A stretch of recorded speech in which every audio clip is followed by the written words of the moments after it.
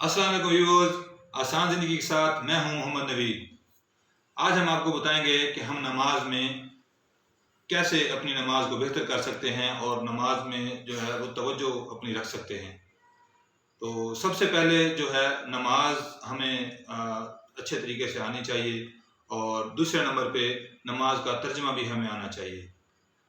تو چونکہ ہم اپنے خالق مالک، جو ہمارا مالک ہے، جس نے ہمیں پیدا کیا ہے، جو ہمیں رزق دیتا ہے، اس کے سامنے ہمیں دن میں 5 مرتبہ جھکنے کا حکم دیا گیا ہے۔ تو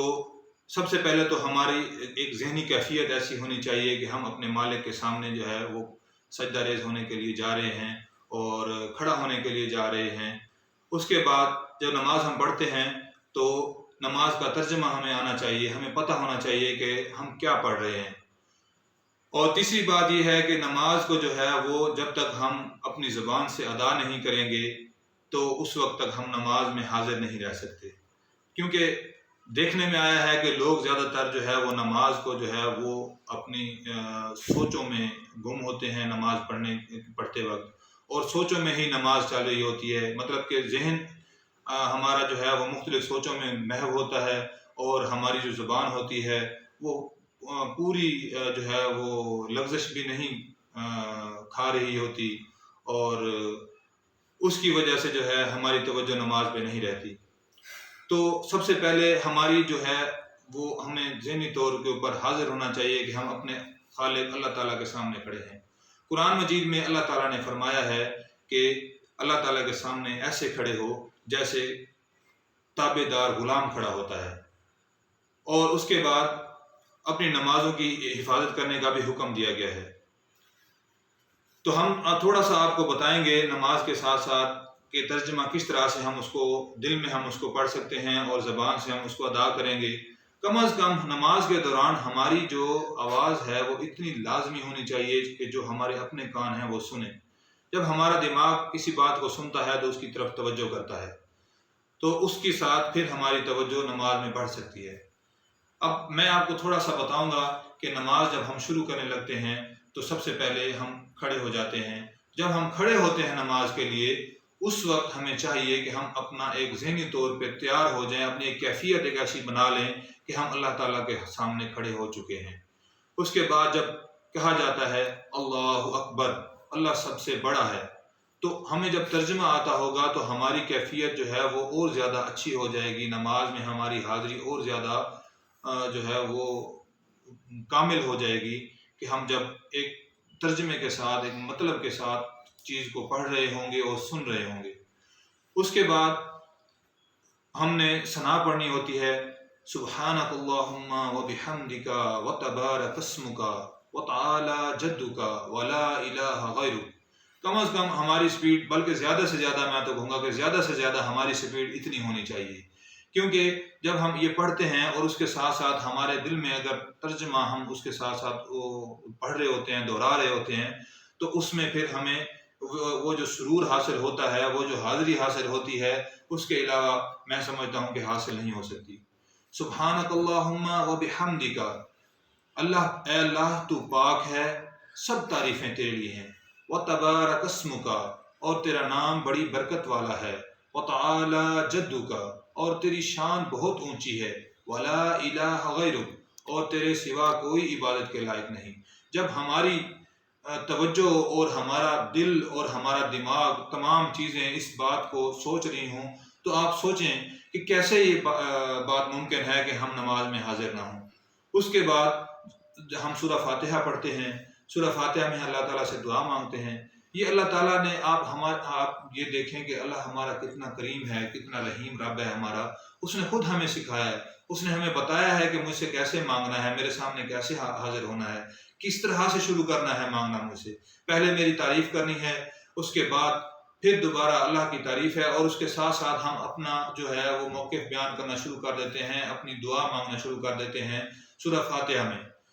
الحمدللہ رب العالمین الرحمن الرحیم،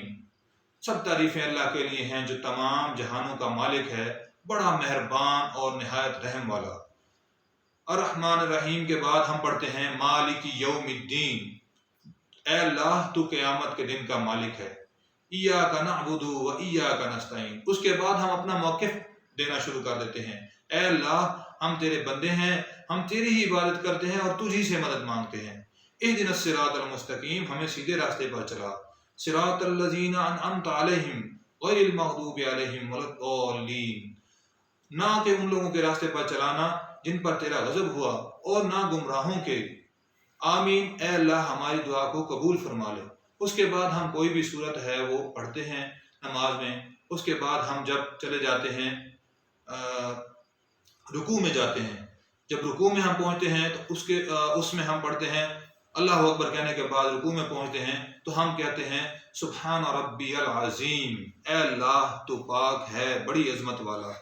तो आप इस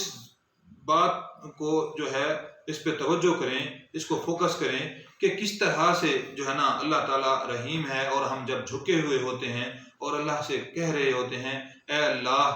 तो पाक है बड़ी अजमत वाला, और अल्लाह की ज़ात कितनी हमसे खुश होती है कि मेरा बंदा आजी के साथ मेरे सामने झुका हुआ है और कह रहा है कि ए अल्लाह तो पाक है और बड़ी अजमत वाला है। उसके बाद 3 मरतबा ये तस्बीह दोहराने के बाद फिर हम जो है वो खड़े हो जाते हैं, और खड़े होते वक्त हम पढ़ते हैं समी अल्लाहु लिमन हमीदा, अल्लाह ने उसकी सुन ली जिसने उसकी तारीफ की। तो फिर हम जो कलमा दोहराते हैं रब्बना लकल हम्द, ए अल्लाह ए हमारे रब तमाम तारीफ़ें तेरे लिए हैं। तो ये एक जो है वो अल्लाह से मोहब्बत का जो एक अंदाज़ है वो बढ़ता जाता है, उसमें अल्लाह से मोहब्बत जो है अल्लाह की मोहब्बत और ज़्यादा बढ़ती जाती है, अल्लाह का कुर्ब और ज़्यादा नसीब होने लग जाता है। उसके बाद हम अल्लाह अकबर कह के सजदे में जाते हैं तो पढ़ते हैं सुब्हान रब्बियल आला, ए अल्लाह तो पाक है बहुत बुलंद और बरतर। तो जब ये तस्बीह हम पढ़ रहे होते हैं, इंसान की पेशानी जो है वो ज़मीन के ऊपर लगी होती है और वो अल्लाह ताला से कह रहा होता है झुक के कि ए अल्लाह तो पाक है और बुलंद है और बरतर है, बड़ी अजमत वाला है, शान वाला है। तो वो जो नमाज है आप सोच सकते हैं कि वो नमाज हमें कितना अल्लाह के करीब करती है और किस तरह बुराई से रोकती है और किस तरह जो है वो बेहयाई से रोकती है। जो नमाज हम आप माशरे में देखें, जो नमाज रूटीन में पढ़ी जाती है, लोग पढ़ रहे होते हैं, अक्सर औकात ऐसा होता है कि लोग ज़हनी तौर पे हाजिर नहीं होते। अगर वो हाजिर हैं तो उन्हें तर्जमा नहीं आता, अगर तर्जमा आता भी है तो हमारी रफ्तार इतनी तेज़ होती है कि उसमें हम जो है वो हाजिर रह नहीं सकते, कि ज़बान के साथ जो हमारा दिमाग है वो किसी और तरफ जा रहा होता है और ज़बान बहुत तेज़ी से जो है ना वो अपना सफ़र तय कर रही होती है। तो मैं आपको थोड़ी सी एक मिसाल देता हूँ कि अगर हम तेज़ी से या किसी बहुत तेज़ रफ्तार ट्रेन के ऊपर 200 या किसी गाड़ी के ऊपर जो 200 किलोमीटर फ़ी घंटा की रफ्तार से जा रही हो, उसके ऊपर सफ़र कर रहे हों और हम किसी ऐसी जगह से गुजरें जहाँ पे साइड पे कोई बागात हों, दुकानें हों, मकान हों, कुछ भी हो जो आपको अच्छा लग रहा हो, लेकिन आपकी ख्वाहिश होगी कि मैं इसको देखूँ और जी भर के देखूँ, अच्छे तरीके से देखूँ, लेकिन रफ्तार की तेज़ी की वजह से हम चाहते हुए भी उसको नहीं देख पाते।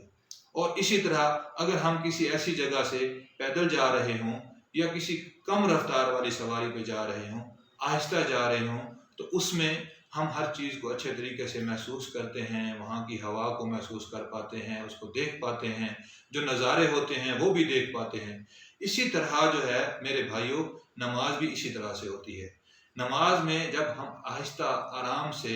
और पूरे तरीके के साथ, पूरी अदायगी के साथ लफ्ज़ों को अदा करेंगे ज़बान से और हमारे कान उसको सुन रहे होंगे, फिर हमारी नमाज जो है इंशाअल्लाह बुराई और बेहयाई से रोकने वाली नमाज होगी। उसके बाद फिर हम जब अत्तहियात में बैठते हैं, जब हम बैठे होते हैं तो हम अक्सर मैंने जो है वो जिन लोगों को नहीं आता, ये मैं वीडियो इसलिए भी बना रहा हूँ कि जो लोग शर्म करते हैं, शर्म महसूस करते हैं किसी से नमाज पूछने में, नमाज सीखने में, तो कम से कम उन लोगों को हमारी इस वीडियो के ज़रिए उन लोगों की जो हेजिटेशन है, जो हिचकिचाहट है और जो शर्म है वो उनको महसूस नहीं होगी और वो नमाज को बेहतर कर सकेंगे। और जो है मैं आपको बताता हूँ अत्तहियात का तर्जमा और उसको थोड़ा सा हम पढ़ेंगे ताकि हमें जो है वो बेहतर तरीके से हमारी नमाज जो है वो मज़ीद बेहतर हो सके। التحیات للہ، تمام قولی باتیں یعنی کہ زبان کی تمام باتیں جو ہم زبان سے کرتے ہیں اے اللہ تیرے لیے ہیں۔ والطیبات والصلوات والطیبات، تمام وصلوات کا مطلب ہے تمام ہماری جو بدن کی باتیں ہیں، جو ہم جسم کے ذریعے یہ باتیں کر رہے ہیں، وہ تمام ہی باتیں اے اللہ تیرے لیے ہیں۔ والطیبات، اور تمام وہ باتیں جو ہم مال کے ذریعے کرتے ہیں، یعنی کہ صدقہ دیتے ہیں، خیرات دیتے ہیں، لوگوں کی مدد کرتے ہیں، جو بھی یہ حج کرتے ہیں تو ہمارا مال اس پہ خرچ ہوتا ہے، قربانی کرتے ہیں ہمارا مال خرچ ہوتا ہے، تو جتنی بھی ہماری مالی باتیں ہیں اے اللہ وہ بھی تیرے لیے ہیں۔ اس کے بعد ہم نبی صلی اللہ علیہ وآلہ وسلم پر سلام بھیجتے ہیں، اور اس کے بعد اپنے آپ پر اور نیک بندوں پر، کہ اس میں اللہ تعالیٰ نے ایک یہ بھی ہمیں اس سے پتہ چلتا ہے کہ پیارے نبی کے وسیلے سے، پیارے نبی کی محبت سے ہم جو ہے پہلے اللہ تعالیٰ کو پیارے نبی ہم اس طرح سے اللہ تعالیٰ سے مخاطب ہوتے ہیں، السلام علیکہ ایہا النبی، اے نبی صلی اللہ علیہ وسلم آپ پر سلامتی ہو، ورحمۃ اللہ وبرکاتہ، اللہ کی رحمتیں اور برکتیں ہوں۔ اس کے بعد ہم کہتے ہیں السلام علینا، سلام ہو ہم پر، وعلی عباد اللہ الصالحین، اور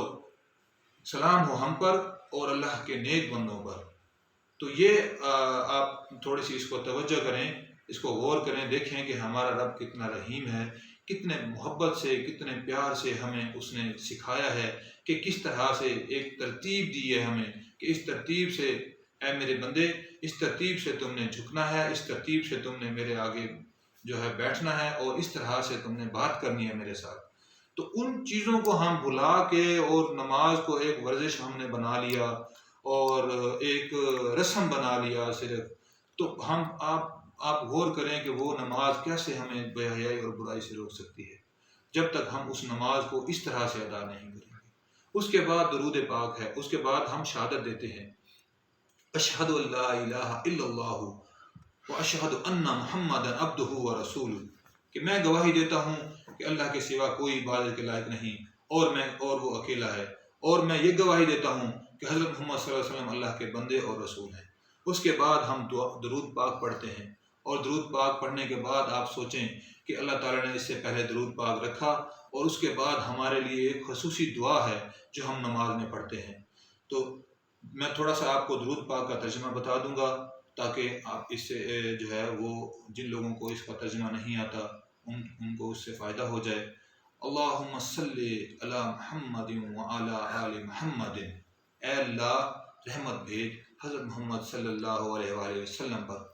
اور ان کی آل پر، اور حضرت محمد صلی اللہ علیہ وسلم کی آل پر، کما صلیتا جس طرح تو نے رحمت بھیجی، علی ابراہیم حضرت ابراہیم علیہ السلام پر، وعلی آل ابراہیم اور حضرت ابراہیم علیہ السلام کی آل پر،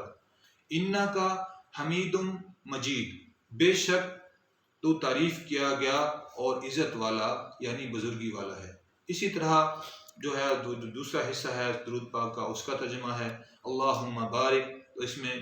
ترجمہ وہی ہوگا، اور اس میں ہم برکت کا لفظ جو ہے اس میں دیا گیا ہے برکت کے لیے، اللہم بارک علی محمد وعلی آل محمد کما بارکت علی ابراہیم وعلی آل ابراہیم انک حمید مجید۔ اس کے بعد ہماری دعا ہے جو ہم دعا پڑھتے ہیں، یعنی کہ درود کا تحفہ بھیجنے کے بعد اللہ تعالیٰ کو پھر ہم اپنے مقصد کی طرف دوبارہ لوٹ آتے ہیں۔ رب اجعلنی مقیم الصلاۃ، اے میرے رب مجھے نماز کا پابند بنا دے، ومن ذریتی اور میری اولاد کو بھی، ربنا وتقبل دعا، اے میرے رب میری دعا کو قبول فرما لے، ربنا اغفر لی ولوالدی، اے میرے رب میرے والدین کو بخش دے، وللمؤمنین اور تمام مومنوں کو، یوم یقوم الحساب اس دن جس دن حساب ہونے لگے۔ تو ایک ترتیب اللہ تعالیٰ نے ہمیں بتائی ہے، اس میں جب تک ہم حاضر نہیں رہیں گے، جب تک اس کو ہم اپنی پوری توجہ کے ساتھ اور اپنے دل میں اس کا ترجمہ دہرانے کے ساتھ ساتھ اور زبان سے پوری ادائیگی کے ساتھ ہم نہیں پڑھیں گے، تو یہ کیسے ممکن ہے کہ یہ نماز ہمیں فائدہ دے اور ہماری جو ہے وہ ہمیں بے حیائی سے اور برائی سے روکے اور ہمیں سچا اور پکا مسلمان بنائے۔ تو ہمارا آج کا جو موضوع ہے وہ صرف نماز کے متعلق ہے، اس میں میں مزید باتیں نہیں کرنا چاہوں گا، کیونکہ اس سے اگر یہ نماز اس ہماری ویڈیو کے ذریعے سے لوگوں کی نماز درست ہو جاتی ہے اس وسیلے سے، تو میں سمجھتا ہوں کہ یہ ہماری سب سے بڑی کامیابی ہے۔ اور اس جو ہماری ویڈیو ہے اس کو آپ صدقہ جاریہ سمجھ کے پھیلائیں، تاکہ لوگوں کی جو نماز ہے وہ درست ہو اور نماز میں ان کی توجہ حاصل ہو، اور جو نماز ہے اس کا فائدہ جو ہے ہمیں حاصل ہو۔ السلام علیکم۔